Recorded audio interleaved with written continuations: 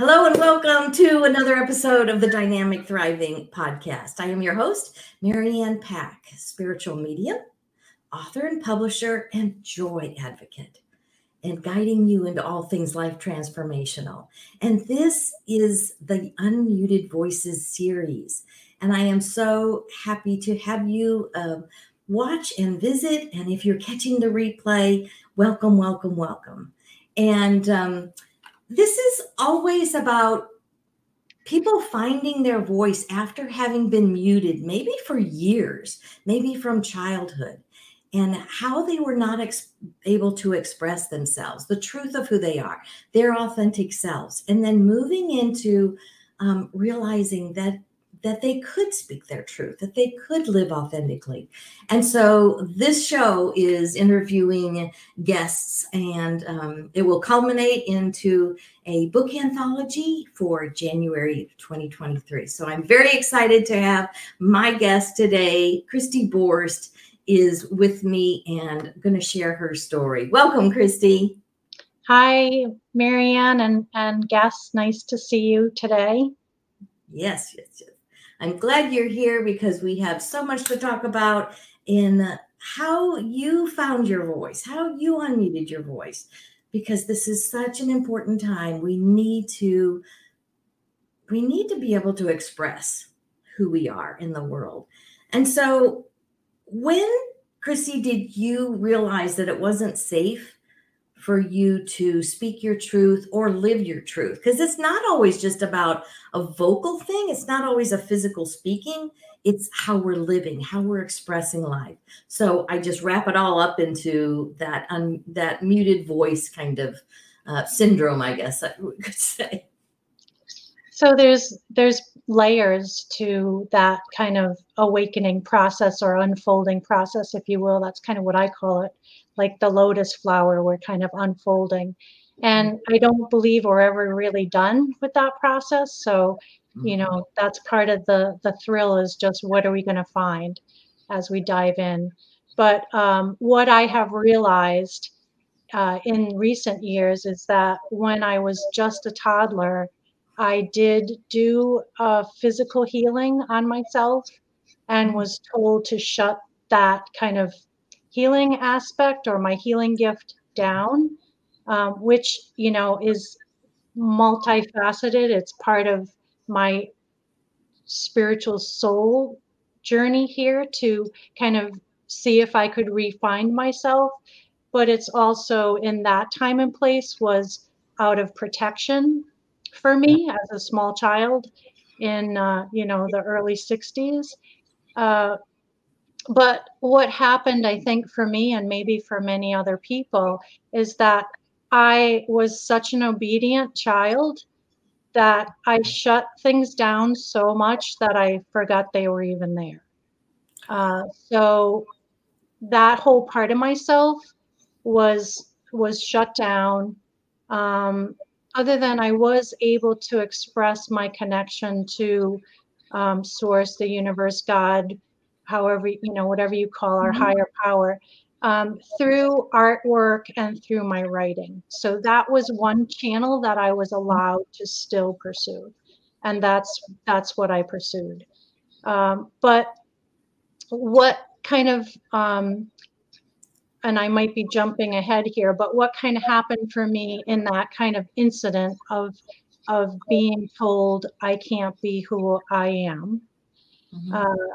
Then the soul says, well, if I can't be who I think I am, who do I be? And so I think at that point, I learned to be a people pleaser, or, able to take the path of least resistance, because there would be, either physical or emotional repercussions if I didn't kind of toe the line or be who I was allowed to be. So I feel that really was a big disconnect for me, of not being able to live much of my young years, when you're supposed to be so free and eat free and easy. I didn't have that free and easy until I really became an adult, and really more so in the last 15 years, as I've really kind of found my puzzle pieces and put myself kind of back together. Right. So I usually call them like indoctrinated beliefs, because it's things that we've taken on that were not truth. They were not truth for us, but just like you were told in your family, you can't do this kind of healing. You can't be this spiritual person, this connection to your higher power in that way. So you take on these indoctrinated beliefs that I can't be this person, that limits you. So what were some of those kinds of things? What were those beliefs that you took on, whether they were actually said to you as this is how we do it in our family or our religion or our culture or our, whatever, because they come from so many different places. Sure. So what were those indoctrinated beliefs that really made you hunker down and pull in and play small? So I think probably the biggest one was totally nonverbal. And that was that 3-year-old saying to herself, not knowing, this bigger spiritual aspect of things, or even that I was being protected in some way, or allegedly, right? Even my daddy, who's my, prime love, cannot love me as I am. Yeah. So that was really maybe an underlying belief. And I like to spell belief with small b, small e, capital Lie, small f, because, these beliefs, they do have lies in them. That was never really the truth, but that was how it impacted me. So I've always been kind of comfortable to be by myself. So I think it kept me from really being a joiner in any kind of sense of a way, because I did feel like I didn't really know who I was, because I was kind of, just trying to, I don't know, maybe in some way just trying to survive in a world that seemed so much less sensitive than how I experienced it. I think the other kind of indoctrination was these shoulds of, you should treat someone, treat your elder a certain way, even if they're not treating you that way. So that's been really something that's taken a while to really even see, that when we're in these programs of should, we don't necessarily even consider what is best for us or what we want to do. Right. And sometimes, we don't even know what we want. I mean, it's been kind of squashed out of us enough that we don't even know how to evaluate what do we want. Because we've been told so many times, you're not supposed to want this. You're not supposed to be this way. For me, it was my religious indoctrination that kept telling me how terrible I was, and what an innate sinful person that I was. And there was no way to get this out of me. And so, I understand that. And I love that you talked about that, belief or believe with the LIE. They are lies. They are not who we are. So how did having to mute your voice, even from this young age, how did it affect other parts of your life, like your relationships? And as you grew older, maybe your health or your finances or your career choice, college, how did it affect that?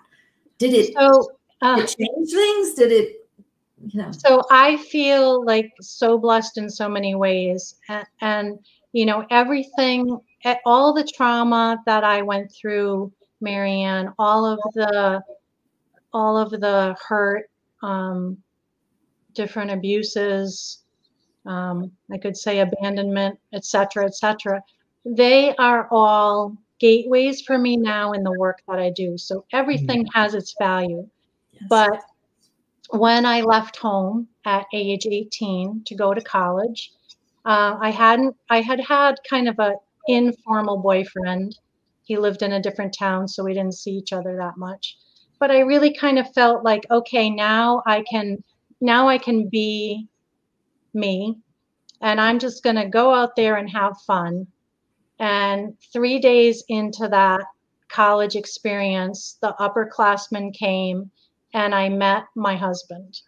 And when I met him, I had like one of the first intuition or spirit guidance or, higher self moments where I heard or knew inside of me the words, "He's the one."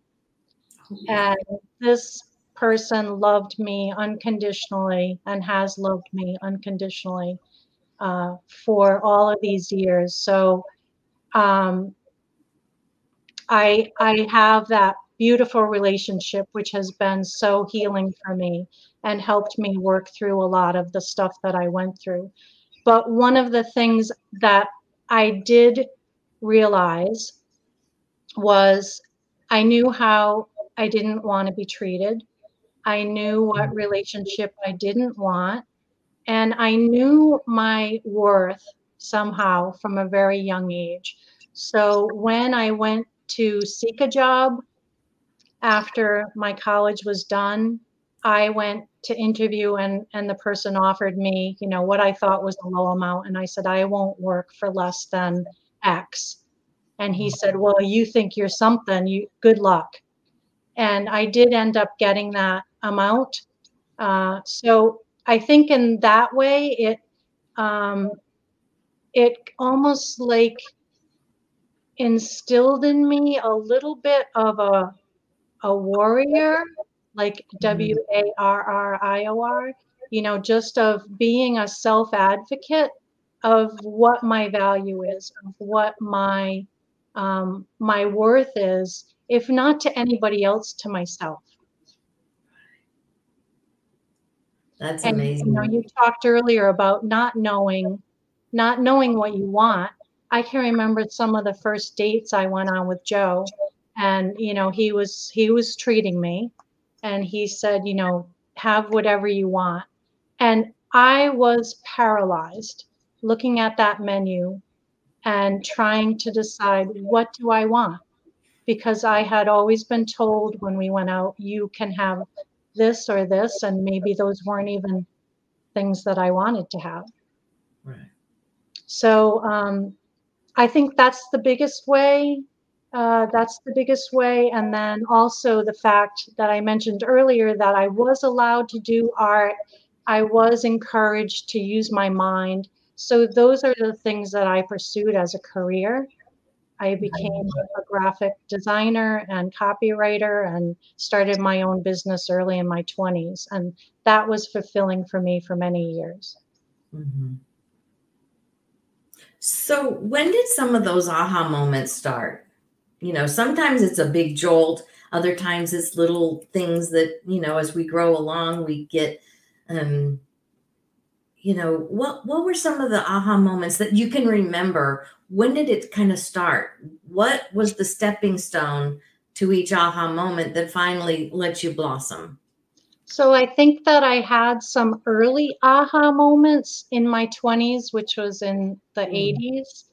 And then I believe that it was time for me. I was actually being called to be a mom.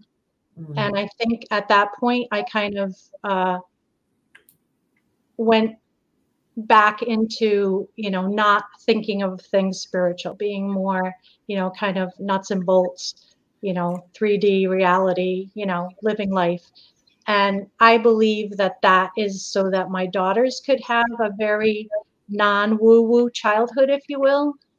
But then as they started to become, young adults in high school, I started getting this inner, I don't know if turmoil is the right word, but just inner angst of knowing that there was something more, that there was something that I was supposed to be doing, but I didn't know what it was.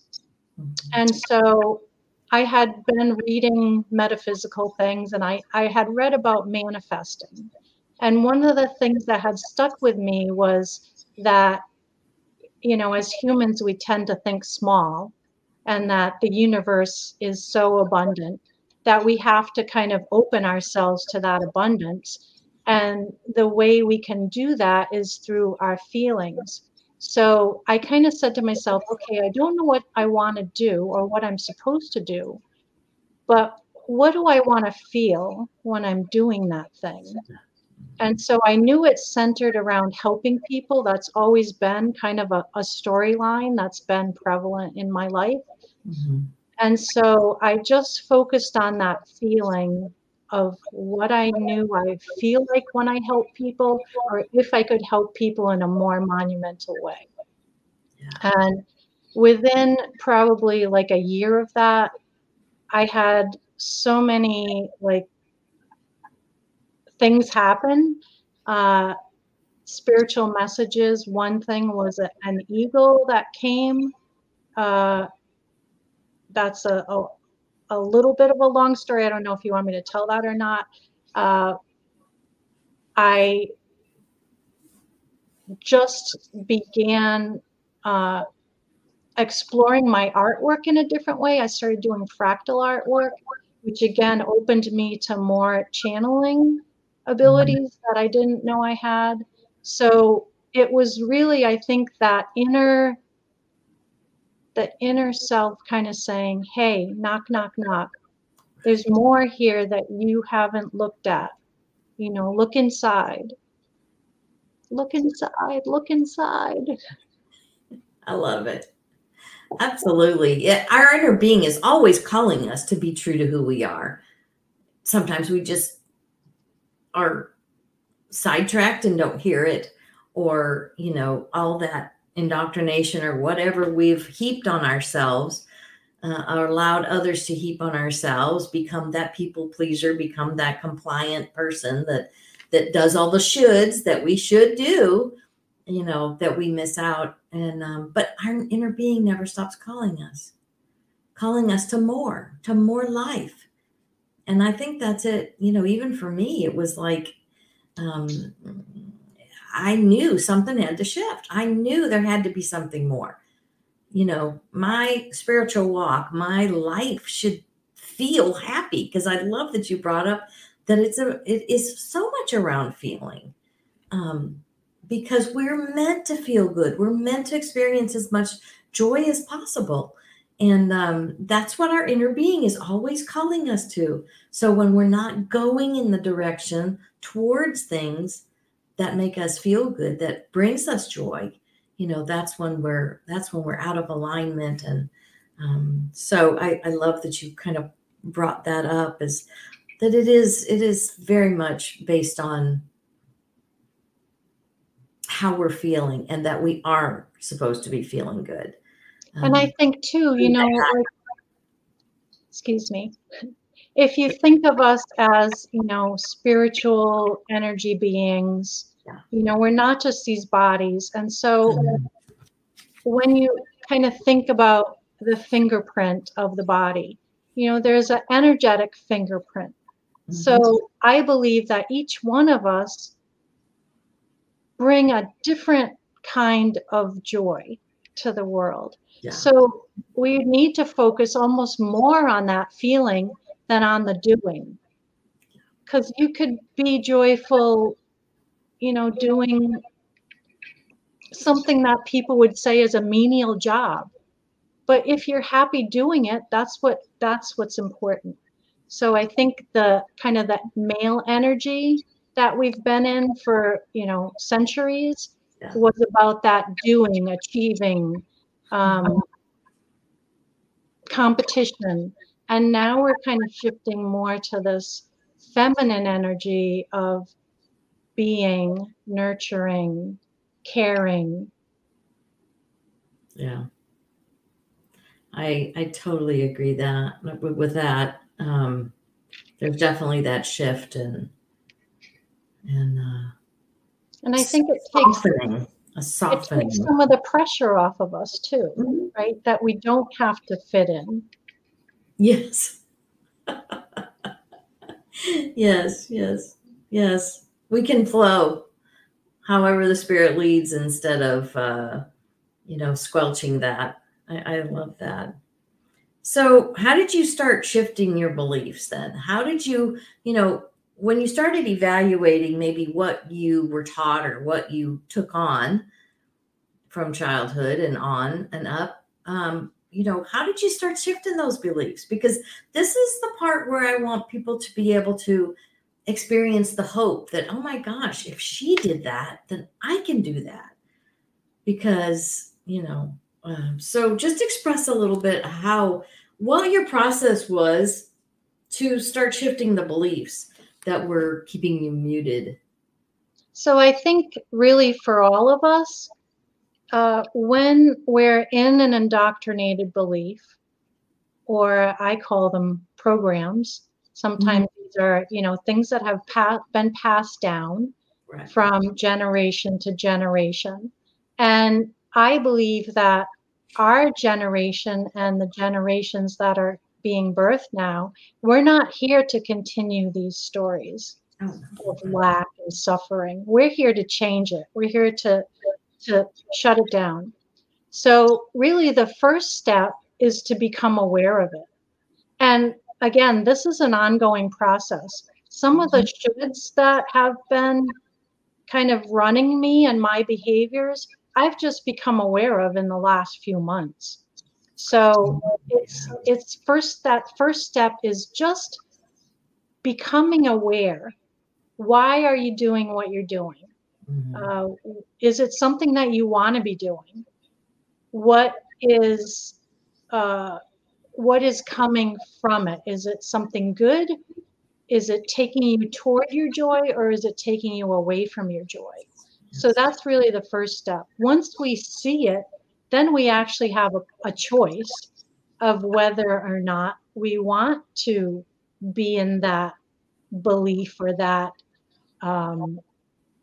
story. And for me, it's like sometimes I'll see that that story of even my dad doesn't love me for who I am.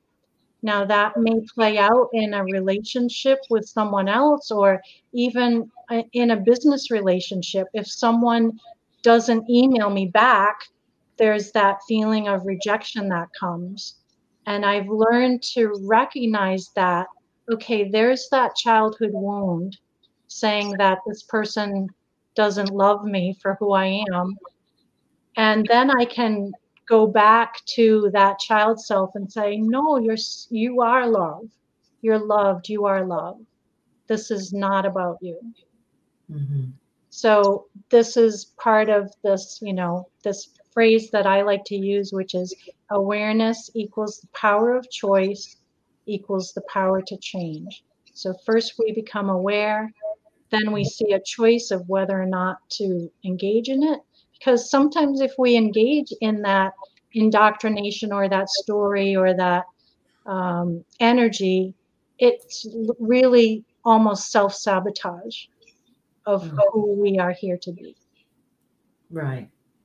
So Absolutely. When we can see it as that, then it's easier to free ourselves from it, I think. Yeah, I definitely agree with that. I was thinking,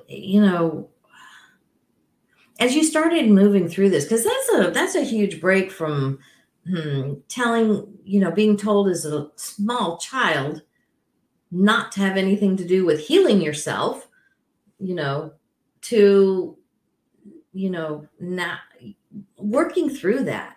That I think those are like the key points that you were talking about, with the becoming aware, since our soul is always calling us to more life, to more joy, to more truthfulness of who we are, that tug is always there, going on in the background. So it just amazes me how you can go from, you cannot do this to doing this. So it wasn't overnight, Yeah. it wasn't overnight. And it took really, I think, expanding my mind from what I had been taught to the kind of what I was talking about before, just the infinite possibilities that are available to us.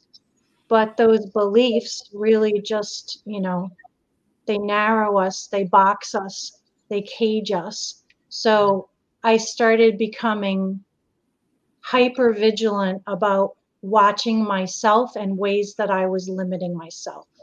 And that was huge. Yes, that would be huge. That would be so helpful to really be mindful of that. So as you've transformed now, what has that been making available to you? I always say our mess is our message. So when we've moved through something, we've healed through trauma or child wounds or whatever it happens to be, where we've muted and before our own safety, we had to develop that safety mechanism. Now as you are healing, like you said, it's a process. It's never over. We are eternal beings, so we can't ever come to a conclusion, an ending. So what is that? What is your message now? How do you use this? How do you use your unmuted voice now for the good in the world? So I love that you say the mess is the message, because I often say the greatest opportunities are found in our challenges. Yeah. And, I'll use myself again as an example. Here's this story that I had kind of convinced myself to live in, was that it matters what other people think of you. So you better, watch and, try to figure that all out. Whereas the work that I'm doing is really different. It's not conventional. It's woo-woo or whatever. It's mind, body, spirit, emotions, healing beyond this moment, beyond this time and place. And when I think about just how ironic it is, right? That here's this story that I'm told that I have to fit in, I have to blend in, and yet I'm here to stand out. Mm-hmm. I'm here to do this different thing. And the work that I do is almost effortless when I go to that space of just being myself. Yes, and I think that's because again, we're aligning with the more life that our soul is calling us to. So it can be effortless. It can be easy. It can be flow. It doesn't have to be push, push, push. I'm going to do this project. Because it's a relaxed, joy, appreciation, living your truth should make you feel relaxed. That should be your indicator of saying, I'm on the right path. Right. If it's a struggle, if it's a fight, if it's always striving, it feels so bad. You've got to know that is totally in disalignment with who you really are on the inside as your inner being. So go sorry. So I like to kind of encapsulate the work I do. I have my business, I call it Healing Resonance with Kristi Borst, because again, that's kind of expressing that there's this innate energy that's coming through me as me. Yes. That can allow people to accelerate physical healing, calm the mind, soothe the emotions, and expand that spiritual awareness of themselves. And early on in doing the work, the process came through to me as perspective reboot. So it's almost as if, the computer's kind of not working right. So you shut it down, you reboot it. You said perspective reboot? Yes. Oh, gotcha. Okay. Yeah. That is good, because we definitely do need our perspective reboot. Sometimes kicking the a literal boot. I don't kick anybody. Yeah, I got that. But I definitely I do like that. I like that perspective reboot idea, because it's that light bulb, right? Yes. I call it light bulb in the soul moments, Oh, I like that. Because it's, just all of a sudden, boom, we're there. So how can people get a hold of you? So I do have a website, which I think you were going to put up, but it's www.thevibetothrive.com. And there you'll find information about the healing services I offer on a one-to-one basis or as couple work. I also have some pre-recorded sessions that focus on the individual chakras, because many times if the energy is stuck in a specific chakra, the body organs in that area start to have physical problems. And I do offer a lot of free support through that website with a Perspective Reboot podcast and a blog.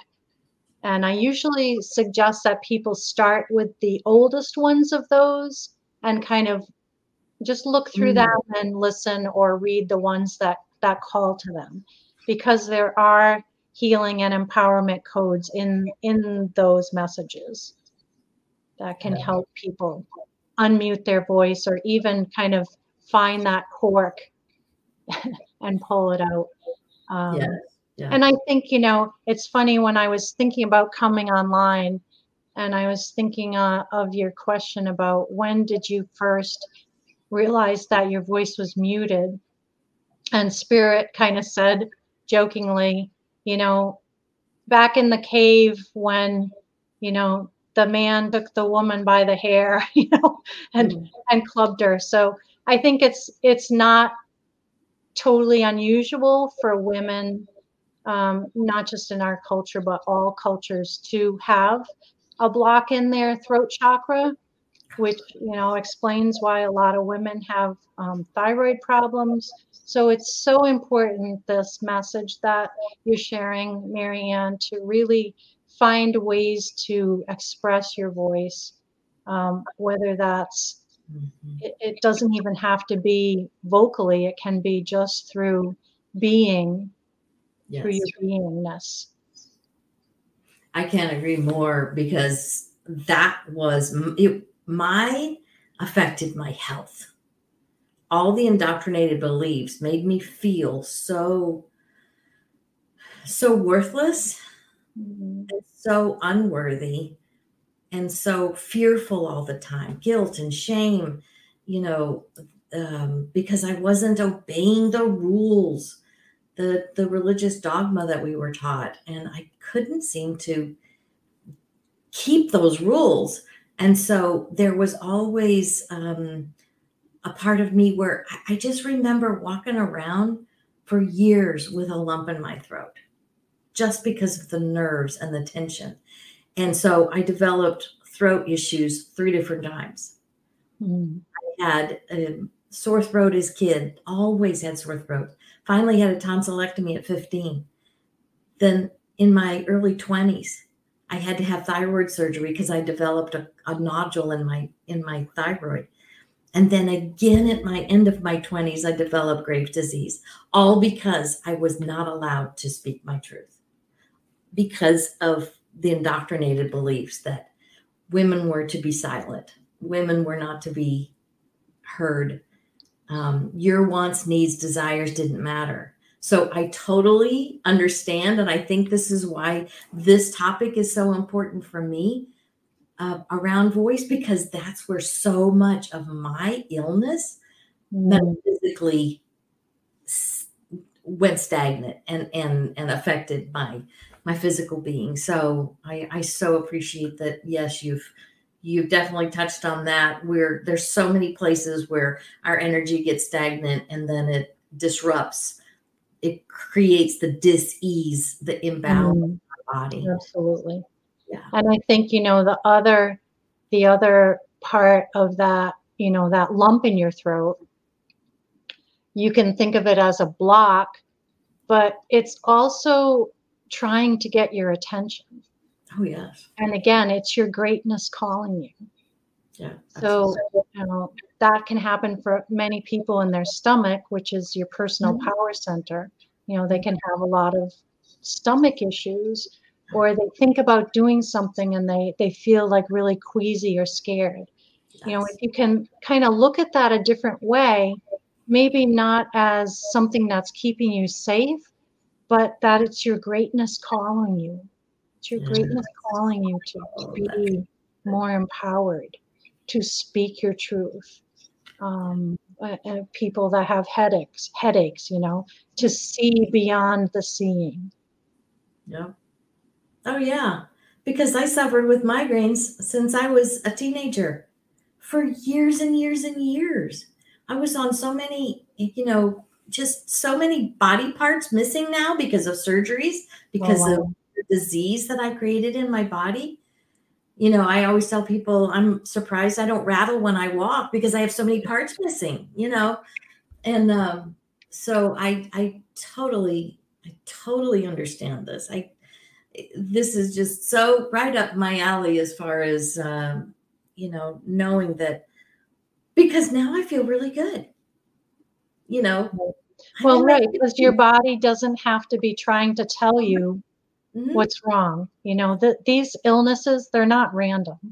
It's trying to communicate, and we just haven't been taught the language. Yes. Yes. We've been taught to suppress it, right? We've been taught to cut it out.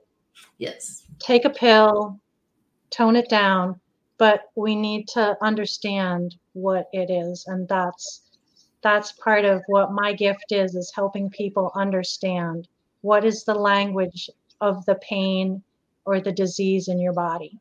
What is this calling you to? Oh, I love that. What a beautiful work. Thank you so much, Kristi, for being my guest. Thank you so much for sharing your story and giving us hope and showing us even the path that you took, the awareness, the awakening that you had. So I just want to invite everybody again to visit her website, thevibetothrive.com. And it'll be in your show notes also. And as always, I want to thank everybody for coming and visiting. And I am so thankful that you joined us for another episode of the Unmuted Voices. And as always, also, you are welcome to visit my website, wearejoybooks.com. You'll find the books that I have available, upcoming projects.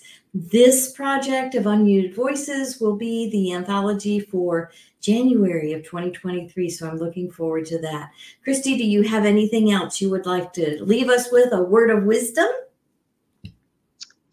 I think I would just say, the time is now, and your light is needed. Watch for ways that you're self-sabotaging yourself, because you can change so much by changing yourself. And that's really the only person you can change. Oh, absolutely. Yes.